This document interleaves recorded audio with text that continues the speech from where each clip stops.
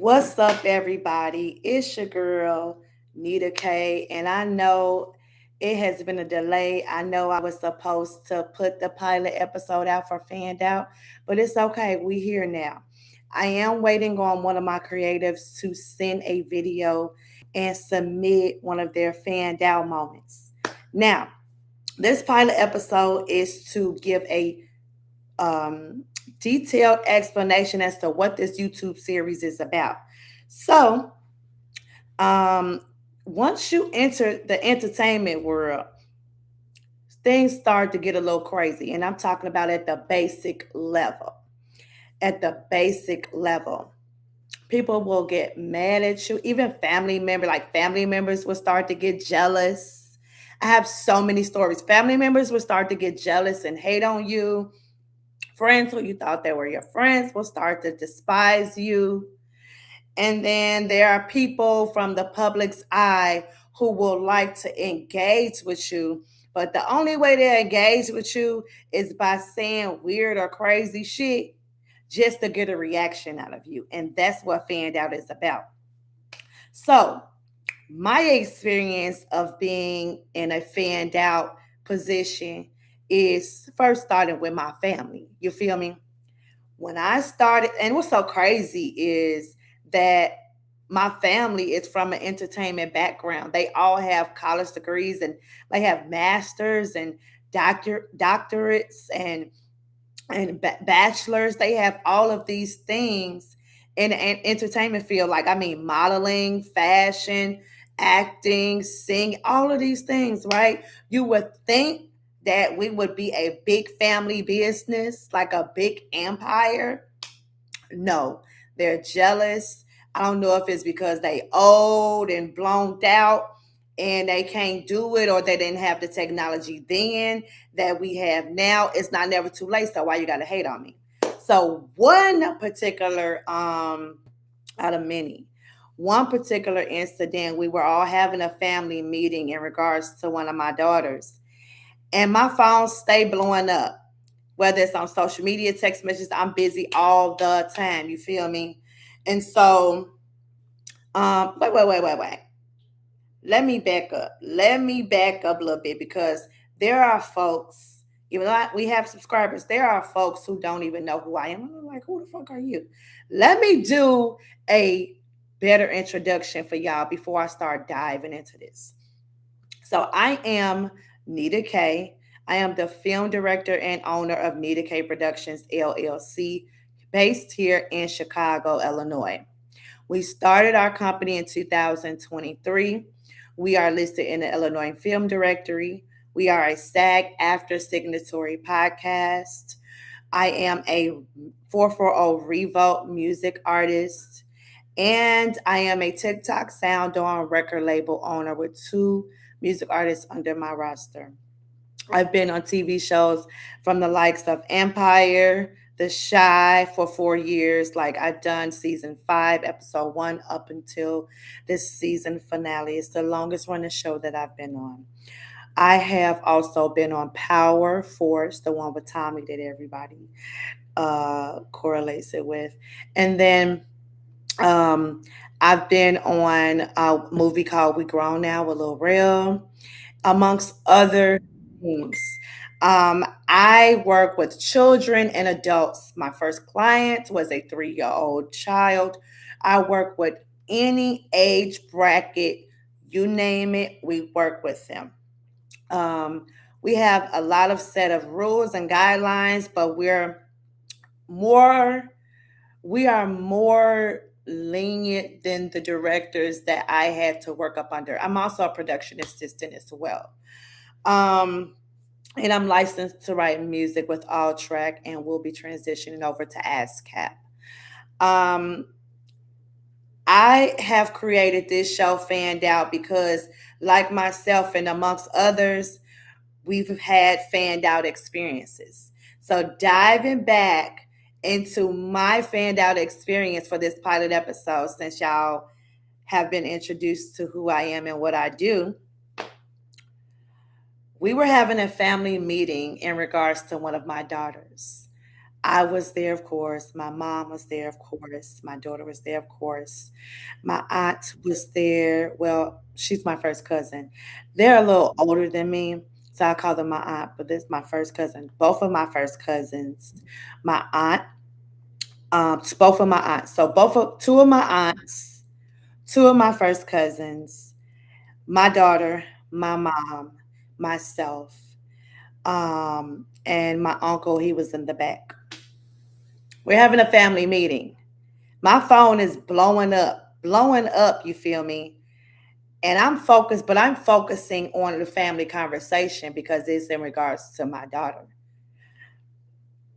My cousin gets in my face. You're supposed to have, you're supposed to have some type of boundaries. You can't cross nobody boundaries. You getting too close. Now it's feeling like it's time to fight. She got so close to me and she's like, your phone blowing up and you this and you that, you always doing this and film and you this. And I'm just like, what, you jealous? This is coming from one of my first cousins who's been in Germany, who's lived in Germany, taught theater, dance, college educated, model, all kind of stuff. And I have been trying to do a business with her in regards to the family entertainers that we have. My uncle Derek played in the Wiz. He played at he played one of the Four Crows. He had the solid orange shirt up under his jacket. He's not the only entertainer in our family. We have a lot of entertainers in our family, but coming from her, I ain't never been to Germany. What, you jealous? I'm just, first of all, I have connects in the UK. I have connects out, basically I have a lot of connects outside of the country. I have connects within the US, Texas, Florida, you name it. But I ain't never been to no motherfucking Germany. This lady, who's my first cousin, been to Germany. She was so jealous to the point where we got into an argument. It spiraled out of fucking control. We got into a goddamn argument. At the time, I did have a pew pew. And so I wasn't going to use it. I was going to hit her ass upside the motherfucking head. But it didn't even get that far because my mama was telling me to go outside the door because me and her was arguing. She was getting in my face. And that's not the first time she's gotten in my face. Pure disrespect. Like all of that because of what? You envious of me? You don't have to be. You've done way more, if not the same, than me. You jealous because you're not capable or able to because of your physical condition? I'm not so sure. Her amongst the rest of some of my family members, they don't fuck with me either. They jealous. I don't know why, because I've had open arms and I've been trying to do this documentary for our Uncle Derek, who's been in the Wiz, and tell the other performances and shows that and movies that my uncle's done and what we do. Trying to put it all together. But this bitch, she done lost her motherfucking mind getting in my face and arguing me about my phone, which I didn't care about. I'm focused on the family conversation. So anyway, my mama trying to push me out the door. I'm telling her, get my bag. Get my motherfucking book bag because I'm about to hit this bitch up over the motherfucking head because she crazy. And she pulling this shit in front of my motherfucking kids, but they want to talk about me. Want to talk about me and how I display myself in front of my kids. You old hag. You sitting up here doing all this shit in front of my motherfucking daughter, but you talking about me. Bet. I asked my mama to get my bag. She telling me to go to the car. My mama trying to push me out the door. Mind you, this old hag pushed my mama and I lost it. All of that stemmed from jealousy. That's what I'm talking about, fanned out. That's the new term, fanned out. It's not really a new term because flew out, fanned out, groupie, all of those things make a motherfucker be weird. That's just one incident. I'm sure a lot of my creatives who will be submitting videos have tons of stories. Before I close this pilot episode out, I will leave you with another fanned out experience of mine. I have so many. I'll be on here all day, but I'm going to leave the room and the platform for other creatives out there who have had fanned out experiences and want to display them. Whether you want to say somebody's name or not, or you don't want to disclose it, it's totally up to you.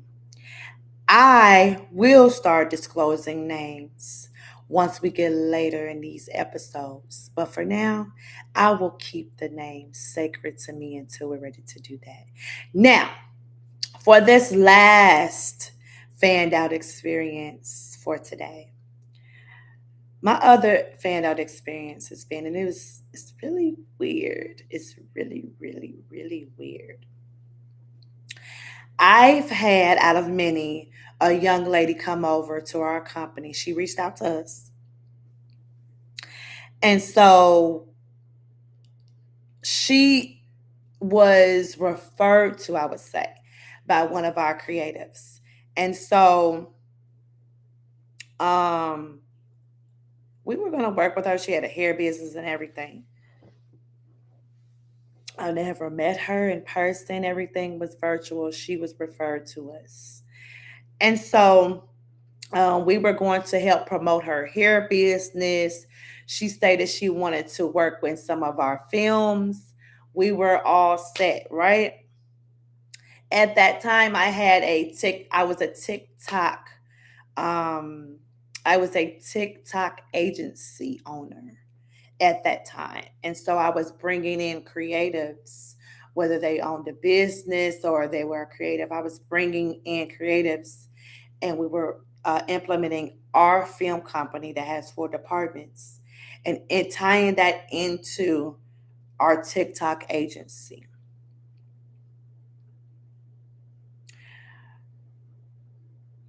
I felt like, and I had to observe, this girl only wanted us to just keep posting and sharing and using our name for clout of some sort. But then it started to get weird. So I was communicating with her like, hey, we need to know what your goals and needs are. She was being indecisive. She didn't know what she wanted to do, all the rigmarole. Yeah, yeah, yeah, yeah, yeah. But then one particular day, she texted me, and I believe I still got the text. And I'll be posting stuff too under Fanned Out and start doing edits and stuff so y'all can see these things. She asked me to borrow $25. Now, whether I had it or not is not the point. It's the fact that you don't know me from a can of paint. You work up under me. I'm trying to help you. You say you have a business, you have all these things. But then you asked to borrow $25. So once she realized I wasn't responding, she just was being so weird. She was like, oh, I'm sorry. Like, I had to tell her, like, that's not how we do business. Like, I just met you. I don't know you. We're trying to help you push your business under our platforms. And you asking to borrow $25 from me? That's weird. The person that referred her to us, I made sure I let them know this. Her amongst other people that come to us, they be weird as fuck.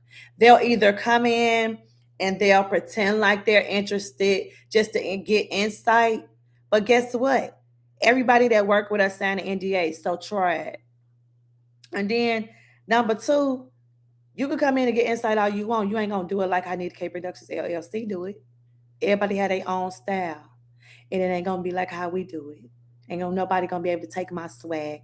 So these fanned out fans, y'all could try it all y'all want. Some of them come in and stir up shit. Some of them is long time vets and be coming in here stirring up shit.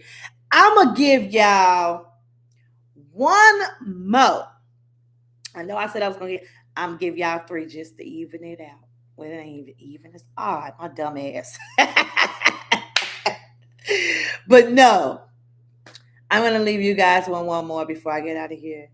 And I know everybody know the industry. The entertainment industry been weird since 1920, since the 1920s. If anybody know the history of film and entertainment, come over to Nita K Productions LLC. We will tell you all about it. The entertainment industry has been weird. There are stories. Y'all know the Hollywood sign in California? Yeah, it used to say Hollywood Land, but a lot of people were going up there hiking and going on trail runs and stuff. And some of them were going up there committing suicide, and all of the letters after Hollywood were falling off and being damaged. So they just decided not to replace them. Oh, the industry been weird since the 1920s. It ain't just started. It's been weird. There was a creative, and I'll leave you guys with this. There was another creative that came over at the very beginning of our establishment when we started in 2023. I will disclose her name later in our further future episode, excuse me. But she came over, everything was good up until I was dating someone. And I had no idea that. So they were getting to know each other. We were filming Perpendicular Hotel. And so they were getting to know each other. And I guess they got close before me and him got close. I guess we were all just, we were, when you're dating, you're looking at your options. So when I started talking to him, because he didn't disclose he was in a relationship, and I asked, he did disclose that she liked him and that they were talking. Now, with this young lady, she used to be on my fucking set with a lot of the other cast members, and two of them were married. One in particular, she kept being flirtatious with. And that gentleman's wife used to always watch our content, and this girl did not give a damn. And I used to have to always tell her and him, hey, don't be on my set doing all that flirting and stuff. Y'all do that on y'all, and I don't condone you doing that, sir, because you're married and you know your wife be watching this. Still to this day, this lady, this wife watches my stuff in now. That's weird too. She's been invited to come on set. That's weird. I told him his wife was weird for even doing this. She's been doing this for a long time. Just watching. What you watching for? I don't want your husband, and I make sure that any female that is working on my set, I let them know, don't do none of that on my set. You ain't gonna put me in the middle of that shit. But anyway, moving forward, that was just an example to tell you how flirtatious this woman was. At one point, we all knew that she was engaged. And so this particular time, this girl, and she does a lot of times, she had her breast, I mean, hanging, loose. Thank God the nipples wasn't showing. And I used to have to tell her, stop doing that on my set. Not with what she wearing. I don't control people. People can wear what they want to wear, but stop flirting and doing that on my set. And so we were filming, we get ready to film one day. And so the guy I was dating or talking to, they were doing all this playing around while we were on set. And I'm just like, hey, y'all stop that. Now we had a gun prop there. And it was in regards to one of our other projects, Chicago Boogie. And so we had a gun prop there, and I guess he was like playing like, it's a gun prop. It's not real. It doesn't shoot. It doesn't have blank. It is not real. It's a gun prop. And so she was just like, oh, stop it, doing all that. You know what I'm saying? I'm just like, okay, whatever. And so once we were getting ready to go film, right? And they were talking, and she was just, I can hear her, and I was just listening. You know what I'm saying? That's not my man. We were dating. You know what I'm saying? So she was talking to him as they was walking, and she got mad, and she told him, oh, why you ain't tell me you had no girlfriend? Woo, this and this and that. And so he had came back and told me, he better had, because I was standing right there. And I was like, what's going on? And so he was like, she mad because I didn't tell her that we was dating, whatever. Long story long, and I still got text messages from this. This girl, in the middle of our production, our project, gonna sit up and text me and tell me she didn't want to work with us no more because she felt unsafe on set. Now, mind you, everybody that has worked with me and that I work with, I always keep an open line of communication, whether it's a DM, text, phone call, or to schedule a meeting. There's 4 or 5 ways to communicate with me. And I always, when we would have our meetings, I always would say, does anyone have anything they want to address? If you don't want to address it during this open meeting, let's set time aside to talk one on one if anybody has any issues.